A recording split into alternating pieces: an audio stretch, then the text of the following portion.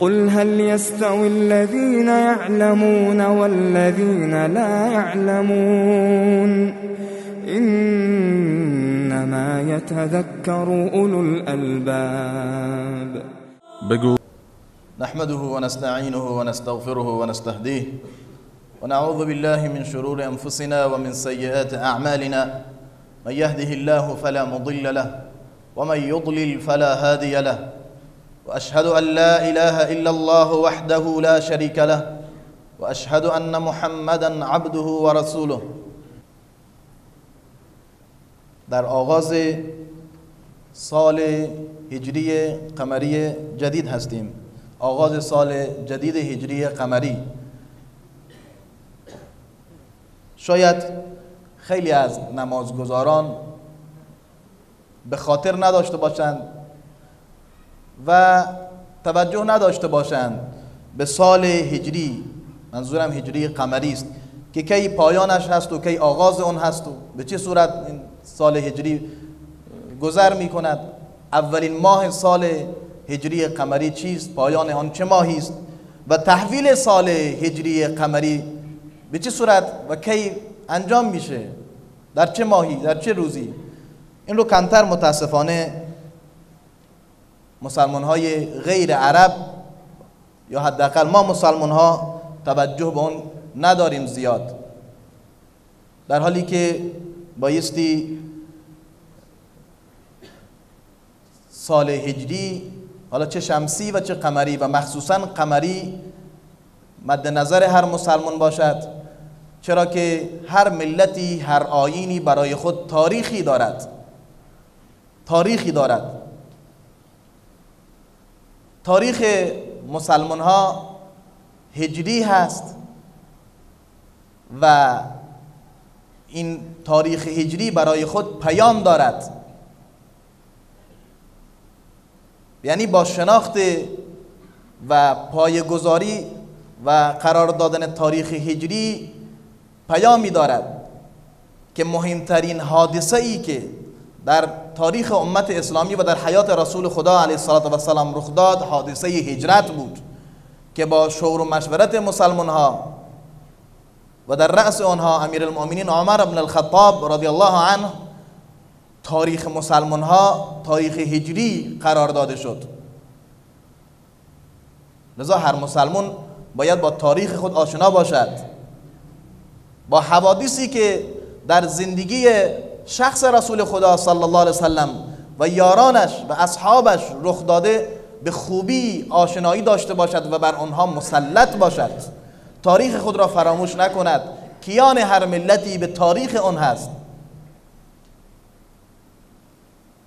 لذا اهمیت بیشتری لازم هست که داده باشیم به سال هجری قمری، ماهای هجری قمری، ماهای عربی رو بالاخره بلد باشیم، در خانوادهمون به همسر و فرزندان یاد بدهیم تا خدایی نکرده طوری نشود که این به باده فراموشی سپرده شود و در اثر کم توجهی کم کم مسلمان های فارسی زبان یا حالا بیان تاریخ هجری قمریشون و ماهای عربی رو که آبا و اجداد ما و گذشتگان ما و سلف ما از این تاریخ استفاده می‌کردند ما دیگه کم کم فراموش کنیم، یا در بعضی از دول حتی عربی متاسفانه تاریخ میلادی رسمیت دارد، مثل دولت مصر و یا دیگر دول که در اثر مستعمره شدن کشورهای اروپایی مثل فرانسه و بریتانیا و دیگر کشورها باعث شد که مسلمان ها حتی فرهنگ اصیل خود رو کمرنگ نمایند. اما گفتیم تاریخ هجری و هجرت رسول الله صلی الله علیه وسلم و اصحابش از مکه به مدینه پایه‌گذاری شد و قرار بر این شد که تاریخ هجری رو این قرار بدن، هجرت رسول الله صلی الله علیه وسلم رو. اما هجرت چیه و ما چه درس هایی رو میتونیم از هجرت رسول الله صلی الله علیه وسلم از مکه به مدینه بگیریم، از این حادثه خیلی مهم و عظیم و سرنوشت ساز که حیات اسلام، حیات و کیان اسلام به هجرت رسول الله صلی الله علیه وسلم و اصحابش از مکه به مدینه بستگی داشت. پس خیلی مهمه. اما خب برای اینکه ما بتونیم درسی رو از لابلای داستان هجرت در بیاریم لازم هست خلاصه و چکیده ای رو از هجرت رسول الله صلی الله علیه و سلم بیان نماییم، چنانچه وقت اجازه داد با اون درس‌ها می‌پردازیم و اگر وقت اجازه نداد آن رو در خطبه دیگر به اون خواهیم پرداخت. بعد از 13 سال زندگی در مکه و فشار زیادی که اشراف و سران قریش بر مسلمان‌ها و رسول الله صلی الله علیه و سلم می آوردند، شکنجه هایی که بر اصحاب و یاران و کسانی که به اسلام می گرویدند، اذیت و آزارها و اسلوبها و روشهای بسیار قبیح و شنیع که بر آنها وارد می کردند، از هر چیزی دریغ نمی کردند تا آنها رو بر بگردانند از دینشون و آیینشون، از ایمان، از توحید و یکتاپرستی. ناامید شدند، دیدن این فشارها نه تنها آنها را بر نمیگرداند بلکه با صلابت و استحکام و پایداری بیشتر به اسلام و ایمان خود ادامه میدهند. دیدن کارساز نیست، در دارالندوه جمع شدند، رؤسا و اون اشراف دور هم جمع شدند، چه بکنند، چه کار بکنند. مشورتشون به این ترتیب شد که چاره ای نیست جز این که رهبر دعوت رو از بین ببرند و حذفش کنند. تا این رهبر زنده هست شاهراه اصلی باید از بین برد و قطع کرد. شخص محمد رو باید از بین برد تا کسی به او ایمان نیاورد و این از جمع از هم پاشیده شود و نابود شوند. راه دیگری وجود ندارد. و اذ یمکر بک الذین کفروا لیثبتوک او یقتلوک او یخرجوک و یمکرون و یمکر الله والله خیر الماکرین. هنگامی که در دارالندوه جمع شدند و نقشه ریختند، مکر و حیله کردند که تو را زندانی بکنند تا اینکه بمیری، یا اینکه مستقیما تو را به قتل برسانند، و یا اینکه تو را اخراج بکنند و بیرون بکنند از سرزمینت. و یمکرون و یمکر الله، و مکر و حیله کردند و نقشه ریختند و الله نقشه باطل آنها را خنثی کرد. والله خیر الماکرین، و خداوند بهترین طراح و نقشه ریز و برنامه ریز است. نقشه یک بشر عاجز اگرچه چند گروه هم باشند روی هم باشد، در مقابل الله سبحانه و تعالی چیزی نیست. نقشه بر آب می شود. جمع شدند. خب عده‌ای گفتن اون را زندانی کنیم، عده‌ای گفتن بکشیمش، عده‌ای گفتن اخراجش کنیم. نتیجه جلسه مشورتیشون بر این شد که نه، بهترین راه این است که مستقیما بکشنش. اما این مسئله خیلی مشکل هست، چرا که بنی هاشم از خون رسول الله صلی الله علیه و آله، از خون محمد دفاع میکند. این مشکل جنگ شروع میشه، جنگ بین عرب ها در میگیرد. شیطان آمد به کمک اونها و گفتند در این قتل و در این کشتن محمد تمام قبایل عرب باید دست داشته باشند.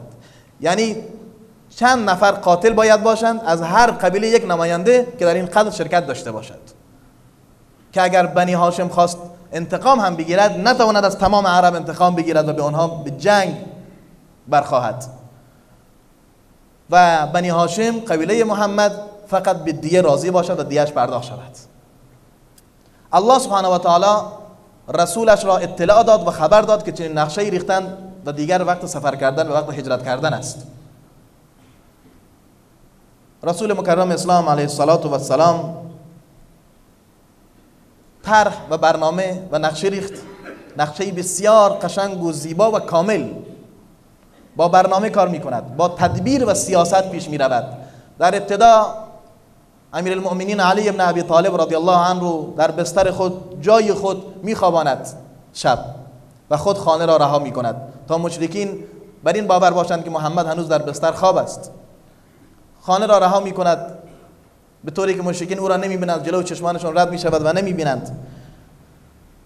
حمله می‌برند، صبحگاه سپیددم شمشیر می‌کشند. وقتی نگاه می‌کنند لحاف را کنار می‌زنند، می‌بینند علی ابن ابی طالب خوابیده، خبری از محمد نیست. میگویند محمد کجاست؟ میگویند نمی‌دانم کجاست. محمد به خانه رسول الله صلی الله علیه و سلم، به خانه ابوبکر صدیق خلیلش و یار غارش می‌رود. رسول الله صلی الله علیه و سلم عادتش این بود که یا صبحگاه و یا عصر شامگاه به خانه ابوبکر میرفت و این بار کله ظهر به خانه ابوبکر رفته بود و این خیلی براشون عجیب بود، یعنی در وقتی که همیشه نمی آمده بود. ابوبکر رضی الله عنه فهمید که برای مطلب مهمی است و چیز جدید حتما رخ داده. رسول خدا صلی الله علیه وسلم به ابوبکر صدیق فرمود به من اجازه هجرت داده شده، به من دستور هجرت داده شده.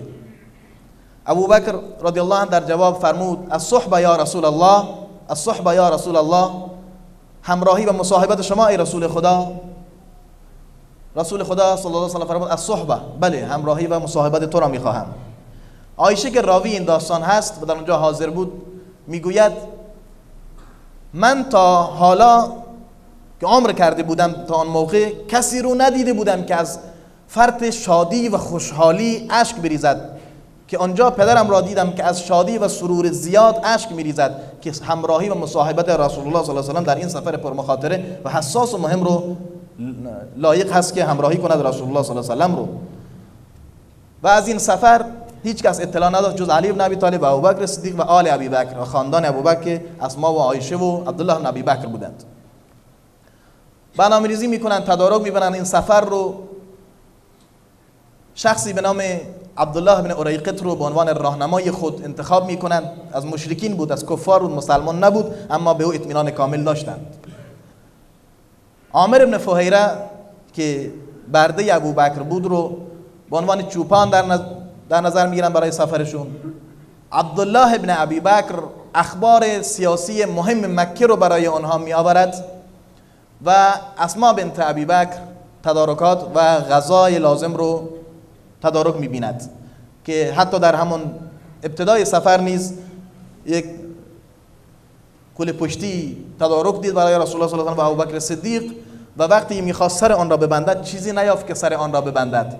کمربندش را باز کرد و پاره کرد و دو تکه کرد و آن را بست که رسول الله صلی الله علیه و آله فرمود خداوند به جای این کمربندت دو کمربند در بهشت را به تو بدهد، که از آن به بعد اسما لقبش ذات النطاقین نام گرفت.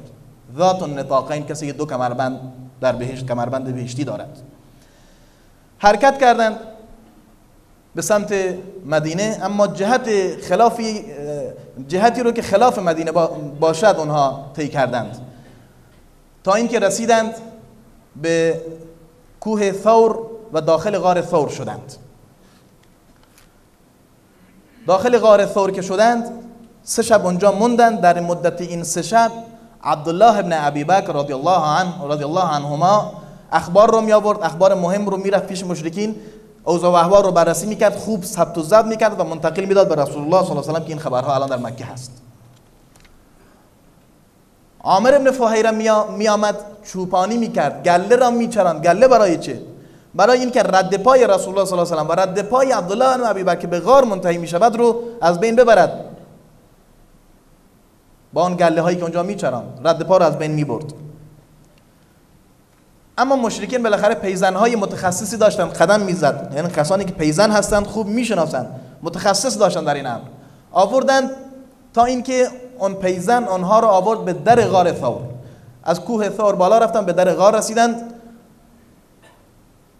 تا اینجا آدم اومده، حالا غار الله سبحانه و تعالی حمایت میکند از رسولش صلی الله علیه و سلم با جنود لم تروها، با لشکریان و سربازانی که اصلا دیده نمیشوند، که یکی از آن لشکریان عنکبوت هست که بر در غار خانه درست میکنه، تار میتند. و یکی از مشرکین میگوید اگر کسی داخل این غار رفته بود قطعا این تارها از هم گسیخته بود و از بین رفته بود دیگه، پس کسی داخل غار نیست. و ما یعلم جنود ربک الا هو، لشکریان الله سبحانه و تعالی مادی و معنوی هستند، میتوانند مادی هم باشند، میتوانند معنوی هم باشند، شاید دیده شوند شاید دیده هم نشوند. اصلا جنود الله سبحانه و تعالی ممکن است یک میکروب و یک ویروس یک لشکری رو از پای در آورد و این اتفاقی نیست. یک وقت مأموریت دارن این ویروس ها و این میکروبا که لشکری رو که بر باطلن از پای در آورند. در غزوه خندق طوفانی از ماسه و شن اونها رو نابود کرد که خداوند فرمود باز جنود لم تروها، از جنود لم تروها یاد میکند. ابابیل، فیل و فیلبانان و اون لشکریان فیل که چقدر قدرت داشتند رو با ابابیل نابود کرد. نمرود را با پشه‌ای نابود کرد. و ما یعلم جنود ربک الا هو و ما هی الا ذکر للبشر. در غار چی میگذرد؟ ابوبکر صدیق رضی الله عنه یار غار پیغمبر خدا صلی الله علیه و سلم، کسی که جان را فدای دوستش میکند، جان را فدای رسول الله صلی الله علیه و سلم میکند و این سفر پرمخاطره را تنهایی طی نمیکند، بلکه خطر را با جان و دل میخرد تا حامی و پاسبان رسول الله صلی الله علیه و سلم باشد. چرا که اگر تنهایی میرفت براش خطری نداشت، اما او مانده است تا با محمد صلی الله علیه و سلم حرکت بکند. در غار چه خبر است؟ ابوبکر صدیق و رسول الله صلی الله علیه و سلم پای مشرکین رو میبینند که در غار ایستاده‌اند و دارند با هم صحبت میکنند. ابوبکر میگوید کافی است که از اونها سرش را پایین آورد و ما را ببینند. محزون و اندوهگین و ناراحت است بر جان رسول الله صلی الله علیه و سلم. اما رسول الله صلی الله علیه و سلم با اطمینان و یقین کامل میفرماید: یا ابابکر ما ظنک باثنین الله ثالثهما. ای ابوبکر، گمانت به آن دو نفری که الله سومی آنهاست چیست؟ به آن دو نفری و جمعی که سومی آنها الله هست گمانت چیست؟ و قرآن به این مطلب اشاره دارد و میفرماید: اذ هما فی الغار ثانی اثنین اذ هما فی الغار اذ یقول لصاحبه لا تحزن ان الله معنا. قرآن به تصویر میکشاند این صحنه بسیار جالب و قشنگ و زیبا و پر از یقین و ایمان که ثانی اثنین اذ هما فی الغار اذ یقول لصاحبه لا تحزن ان الله معنا. رسول الله صلی الله علیه و سلم به صاحبش، به همراهش، به دوستش فرمود اندوهگین مباش که الله با ماست. و این لقب صاحب رو الله سبحانه و تعالی در کتابش به ابوبکر صدیق میدهد. درجه است که بر شانه ابوبکر صدیق رضی الله عنه و ارضاه قرآن میگذارد. اذ یقول لصاحبه لا تحزن ان الله معنا. باز صحنه دیگر صحنه آمدن سراقت ابن مالک جعشم هست. سراقت ابن مالک ابن جعشم هست. او کسی است که داوطلب شده است، چون در مکه اعلام شده هر کس زنده یا مرده محمد و ابوبکر را بیاورد برای هر کدام از آنها دیه کامل دریافت میکند، جایزه و پاداش میگیرد. برای هر کدامشان 100 شتر جمعاً 200 شتر برای زنده یا مرده آنها قرار داده شده. سراقت داوطلب می شود، کسی رو خبر نمی کند، اسبی رو سوار می شود و حرکت می کند تا آنها را پیدا کند و جایزه را دریافت کند. خود سراقت نقل می کند: آنها را دیدم، به آنها نزدیک شدم تا جایی که قرائت و تلاوت رسول الله صلی الله علیه و سلم را می شنیدم که اصلا به من توجه نمی کرد، بلکه قرائت قرآن داشت و تلاوت می کرد و اصلا به من توجه نمی کرد. ولی ابوبکر صدیق هی به من نگاه میکرد و میترسید و نگران بود. به من نگاه میکرد، با رسول الله صلی الله علیه و سلم صحبت میکرد، اما او فقط قرآن میخواند و تلاوت میکرد. کمی که نزدیک شدم، دو پای اسبم در زمین فرو رفت و من از اسب افتادم. آن را با زحمت در آوردم و دوباره به حرکتم ادامه دادم. دوباره پای اسبم در زمین فرو رفت. وقتی بالای سر خود نگاه کردم، دود بزرگی در آسمان بالا میرفت. دود، نه گرد و خاک. اینجا بود که خیلی ترسیدم و تسلیم شدم و نزد آنها رفتم و گفتم امان بدهید، مرا نکشید، امان بدهید، من کاری با شما ندارم. اخبار مکه رو به آنها دادم که چنین خبری در مکه هست، آنها میخوان شما را بکشن، جایزه گذاشتن، شما کاری به من نداشته باشید. زاد و توشه و کالا و چیزهایی که همراه هم بود به آنها دادم، اما آنها نگرفتند و هیچ چیز از من نخواستند و گفتن تو در امان هستی، فقط این مسئله رو پنهان بدار که ما را اینجا دیدی، کسی رو خبر نده. گفتم باش و از رسول الله صلی الله علیه و سلم امان خواستم کتباً. گفتم برای من کتباً امان بنویس تا در امان باشم، کسی بعداً مرا نکشد. کسی است که برای جان پیغمبر خدا صلی الله علیه و سلم حرکت کرده و الان خودش امان میخواهد،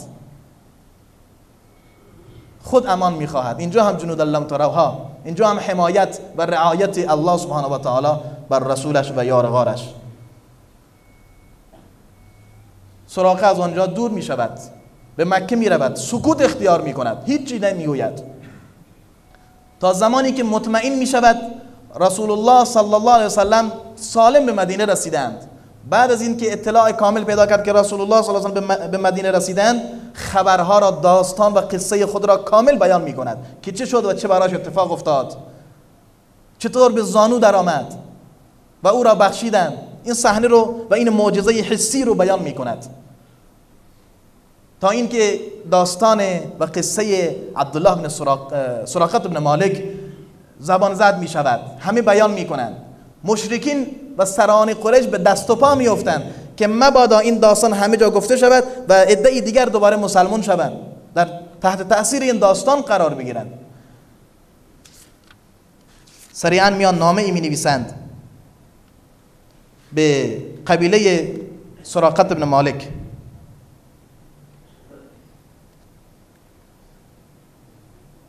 نامه این است. ابو جهل نامه می نویسد. ابو جهل نامه می نویسد به قبیله سراقه بن مالک. سراقه خود امیر و رئیس قبیله است. میگوید بنی مدلج انی اخاف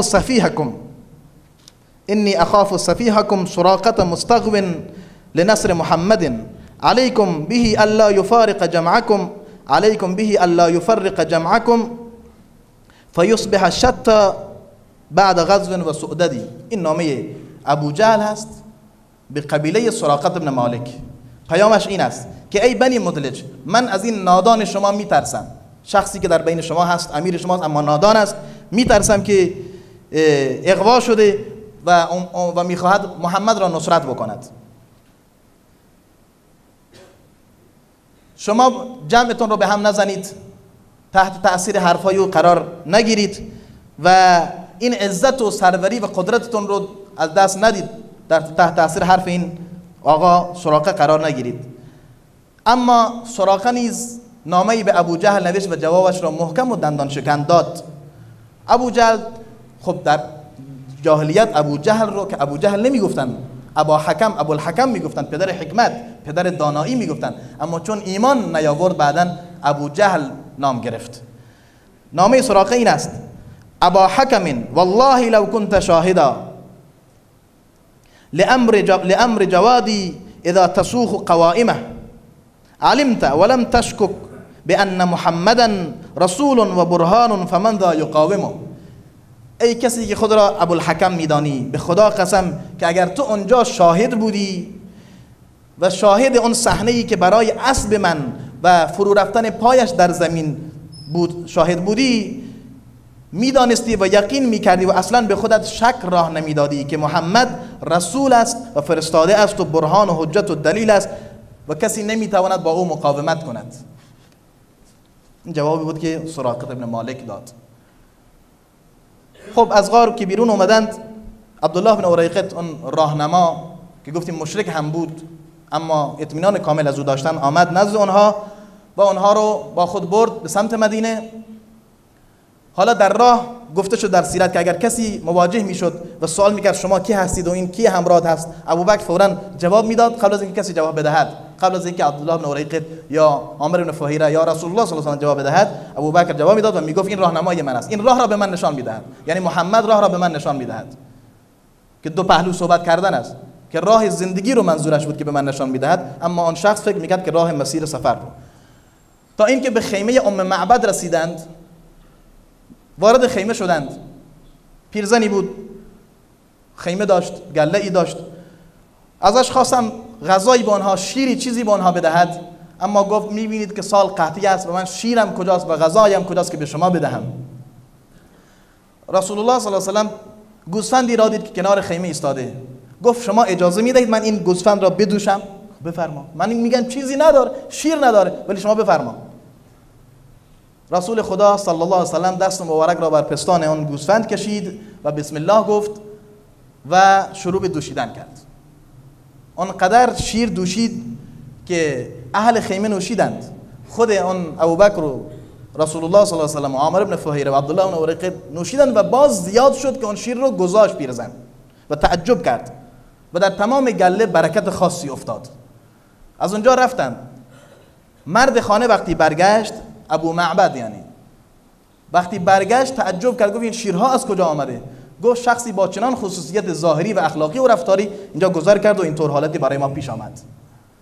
گفت به خدا قسم که اگر او را ببینم، او بزرگ عرب است، اگر او را ببینم از اصحاب و یارانش میشم و به او ایمان میآورم. به سفر خود ادامه دادند تا اینکه به نزدیکی مدینه رسیدند. مردم مدینه چشم انتظار قدوم رسول الله صلی الله علیه وسلم هستند.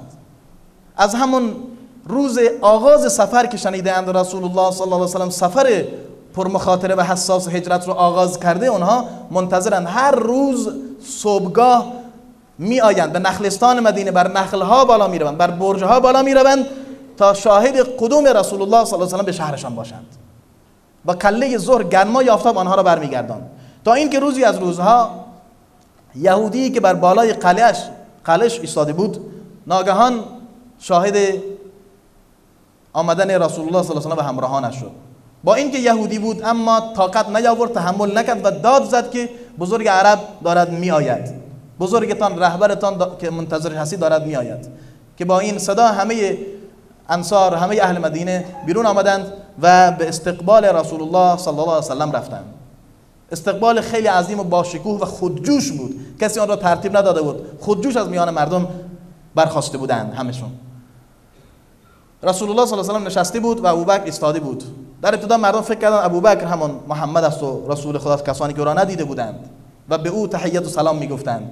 اما وقتی که هوا گرم شد و ابوبکر ردایش را بر رسول الله صلی الله علیه و سلم میگرفت تا آفتاب بر او نزند، متوجه شدند که رسول الله صلی الله علیه و سلم شخصی است که نشسته است. کمی اونجا ماند و مسجد در قبا بنا کرد و به مدینه وارد شدند و در مدینه به خانه ابو ایوب انصاری وارد شدند و آنجا ماندند و اولین اقدامی که رسول الله صلی الله علیه و سلم در مدینه انجام داد بنا و تأسیس مسجد بود. مسجد النبی رو در مدینه بنا نهاد و تأسیس کرد و این اولین اقدام رسول الله صلی الله علیه و سلم در مدینه بود و بعد از آن اخوت و برادری بین انصار و مهاجر رو قرار داد و بعد از آن تشکیل و تأسیس دولت اسلامی رو جزء برنامه‌اش قرار داد و حکومت اسلامی و دولت اسلامی شکل گرفت و نور اسلام از مدینه شروع به تابیدن کرد. خوشحالی و فرحی که اهل مدینه میگوید، راوی میگوید در سیرت، اهل سیرت میگویند داشتن، هیچ وقت در تاریخ مدینه کسی سراغ نداشت. یعنی اینقدر اهل مدینه خوشحال بودند و عیدشان بود و جشن و شادی میکردند و میگفتند جاء نبی الله، جاء نبی الله، پیامبر خدا به شهر ما آمده است، پیامبر خدا به شهر ما آمده است، نور اسلام را با خود آورده است. و از اونجا نور اسلام از مدینه منوره به همه جای اسلام و همه جای جهان نور اسلام از اونجا تابیدن گرفت و از اونجا شروع به تابیدن کرد و جرقش از مدینه بود، چرا که از محل تنگ و فضای تنگ مکه بیرون آمد تا در فضای باز مدینه شروع به تابیدن بکند و شروع به رشد و توسعه بکند، تا آنجایی که دو ابرقدرت بزرگ آن زمان یعنی ایران و روم را به زانو در آورد. چنین دولتی رو در طول 10 سال، فقط در طول 10 سال دولتی تشکیل داد که دو ابرقدرت بزرگ آن زمان ایران و روم را به زانو در آورد و کل دنیا به وجود و کیان این دولت اعتراف کردند و تسلیم آن شدند. این خلاصه و چکیده از هجرت رسول الله صلی الله علیه و سلم از مکه به مدینه بود. درس ها و پیام ها و عبرت هایی که می شود از این سفر پرمخاطره و حساس تاریخی گرفت، ان شاء الله اگر خداوند توفیق داد جلسه دیگر به آن خواهیم پرداخت. هل يستوي الذين يعلمون والذين لا يعلمون إنما يتذكر أولو الألباب. بگو